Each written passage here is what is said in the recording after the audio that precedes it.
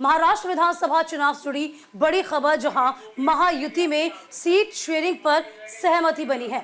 चुनाव में 151 सीटों पर लड़ सकती है बीजेपी। तो शिवसेना 84, एनसीपी 53 सीटें और साथ ही जिस तरह एमवीए को लेकर यह कहा जा रहा है कि गतिरोध की सीटों पर सहमति अब बनती हुई दिखाई दे रही है। कांग्रेस 105 से 110 सीटों पर चुनाव लड़ सकती है।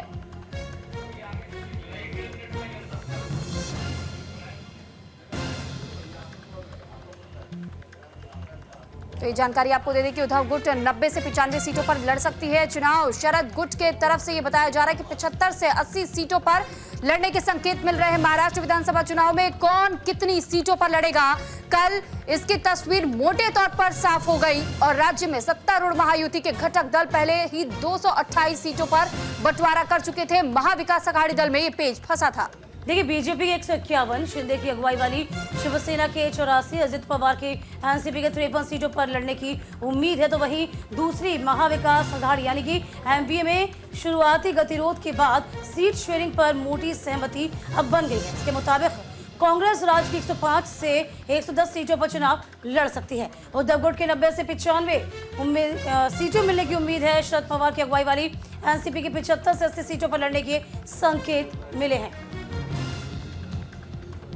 तो फिलहाल कल आपको याद होगा कि किस तरह शाम को एक बैठक बुलाई गई थी महाविकास अघाड़ी दल की तरफ से, और साथ ही ये जानकारी आपको दे दें कि महाविकास अघाड़ी दल में जो सीट बंटवारे को लेकर पेच फंसा था, अब उसकी स्थिति साफ हो चुकी है, क्योंकि इसको लेकर ये माना जा रहा है कि पहले ही सीट को लेकर यह तय किया जा चुका है कि किस उम्मीदवार को यानी किस पार्टी को कितनी सीटें दी जाएंगी।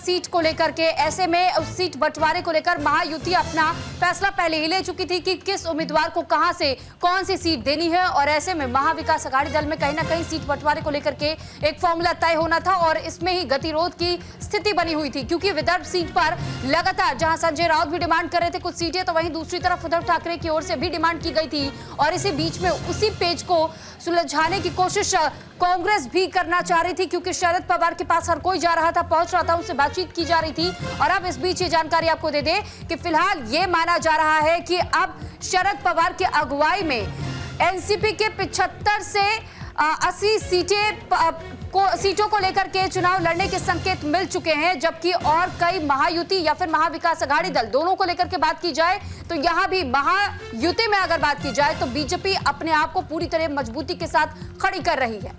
देखिए, जाहिर सी बात है, कल तक जो तस्वीरें स्पष्ट नहीं हो पा रही थी, साफ नहीं हो पा रही थी, अब वो तस्वीर एकदम साफ हो चुकी है, सभी में सहमति बन गई है। क्योंकि ऐसा लग रहा था, यदि हम महाविकास अघाड़ी की बात करें तो ऐसा लग रहा था कि सामंजस्य नहीं बैठ पा रहा है और ये कहीं ना कहीं बड़ी वजह हो सकती है। इसी तरह महायुति का भी हाल वही था। फिलहाल देखिए, अब जो है सीट शेयरिंग पर जो टीवी स्क्रीन पर आप देख पा रहे हैं वो कुछ ऐसा। सीट शेयरिंग यदि महायुति का जिक्र किया जाए तो बीजेपी के खाते में 151 सीटें हैं और एसएस को 89, एनसीपी को 53 सीटें दी गई हैं। एमवीए की बात की जाए तो एमवीए के सीट शेयरिंग के खाते में देखिए अब जरा किस तरीके से बंटवारा होगा, कौन कितनी सीटों पर चुनाव लड़ेगा। क्योंकि महाराष्ट्र में अब आगामी दिनों में विधानसभा चुनाव है, इसी को लेकर तमाम तैयारियां पूरी कर ली गई हैं। सीट शेयरिंग पर लगातार पेच फंस रहे थे, अब उसको सुलझा लिया गया है। देखिए, बहुत जल्द एमवीए भी समझ पाई कि यदि सीट शेयरिंग पर बात नहीं बन पाएगी तो कहीं ना कहीं इसका फायदा बीजेपी को हो जाएगा। तो फिलहाल देखिए अब तमाम चीजें स्पष्ट हो चुकी हैं।